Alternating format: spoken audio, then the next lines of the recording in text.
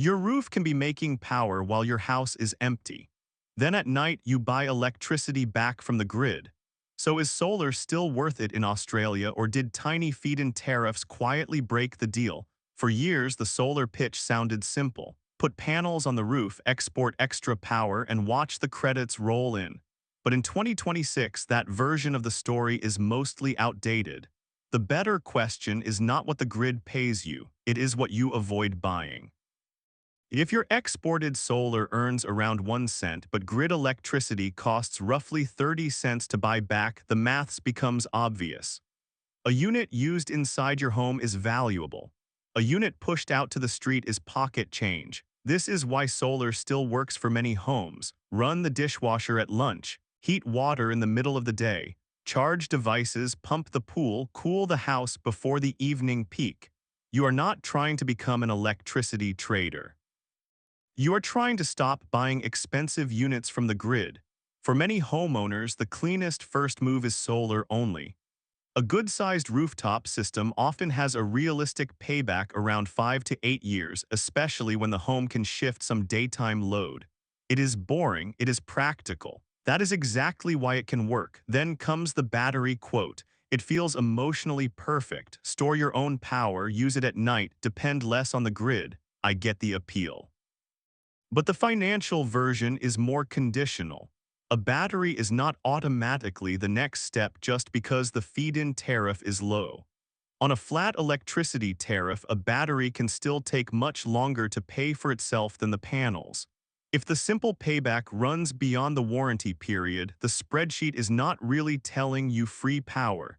It is telling you that lifestyle value and backup value matter. Policy matters too, and it changes. Victoria's old battery loan pathway is no longer taking new applications, while the Commonwealth battery discount is now the national rebate story. That does not make every battery good value. It just means the quote needs to reflect the current rules, not last year's sales script. Think of 3 households. A work-from-home household can use more solar as it is generated. A commuter household may export most of it unless appliances are shifted. A household with an electric vehicle or heavy evening use may have a stronger battery case. Same roof, very different answer. This is the first trap, buying the biggest system just because the price per panel looks good. Oversizing can be sensible if you have future loads like an electric car. But if the extra power is mostly exported for almost nothing, bigger is not automatically smarter. The second trap is focusing only on panel wattage and ignoring the inverter. The inverter is the working brain of the system. A cheap one can turn a good roof into a frustrating long-term ownership problem. The cheapest quote is not always the cheapest life. The third trap is pretending every roof is the same. North-facing panels are usually strongest, but east and west can suit morning and afternoon use. Shade can change the result completely. Sometimes or are worth paying for. Sometimes the honest answer is that the roof is awkward. Here is the midpoint question. In your household, are you trying to lower the bill with the shortest sensible payback, or are you paying extra for control, backup, and evening comfort? Both can be valid, but they are not the same purchase. Start with the bill, find the import rate, the feed-in rate, and your daily usage pattern. If you only look at the total amount due, you miss the mechanism. Solar saves money by replacing imports.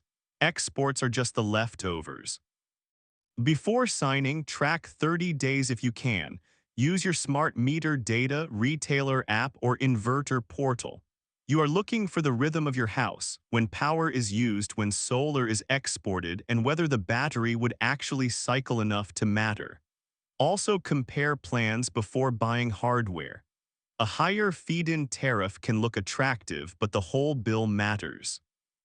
A plan with a shiny export rate and a higher import rate may be worse for a household that still buys plenty of evening power. Rebates help, but they are not the decision by themselves.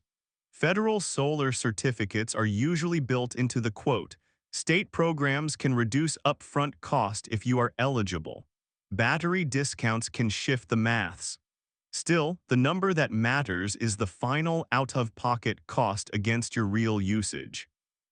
In Victoria, solar panel rebates still exist for eligible households, but the income rules change from July 2026. That is why you should check the live program page, not a screenshot in a sales presentation. Eligibility is boring until it saves or costs you real money. When talking to installers, ask for the system size, inverter brand, expected annual generation, export limit, warranty process, and what assumptions they used for savings. If they cannot explain the payback using your import rate and your feed-in rate, the quote is not finished. A battery can make sense when the use case is strong, time of use tariffs, high evening consumption, an electric vehicle strategy, frequent outages, or a household that values backup power. Just be honest about which benefit you are buying. Not every benefit has to be financial, but it should be named. The risky pitch is the one that makes a flat tariff battery look like an obvious money machine. If the model assumes generous export savings, perfect cycling, or no future replacement risk, slow down. Good technology can still be a poor purchase at the wrong price. Panels are usually low maintenance. Rain does much of the cleaning, and monitoring tells you when output has dropped. The bigger ownership item is often the inverter later in the system's life. Build that into your long-term thinking, not as fear, just as normal maintenance. And if you rent or your roof is not suitable, you still have options. Compare plans, shift flexible loads, improve heating and cooling habits, and avoid locking yourself into expensive assumptions. Solar ownership is one tool. Household energy control is the bigger game. Here is the everyday blueprint. First, read your bill properly. Second, move easy loads into daylight. Third, get several quality quotes with current rebates and export limits included. Fourth, only add a battery when your tariff, evening use vehicle plans, or backup needs justify it. So is solar worth it in Australia in 2026? For many homeowners, yes, because the saving comes from using your own power before the grid sells it back to you. Panels first. Battery second if the household case is real. Do not judge solar by the export credit alone. Judge it by the power you avoid buying, the quality of the system, and the way your household actually lives.